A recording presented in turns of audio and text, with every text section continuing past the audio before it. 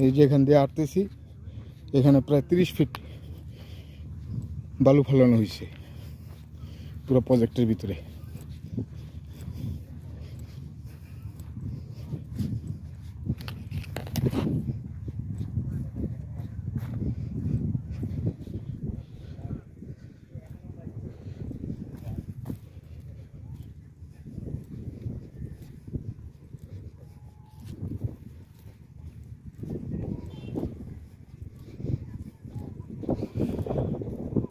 Total দেখেন এই যে 100 কি বলে 180 ফিট এই নিচের থেকে উপর পর্যন্ত।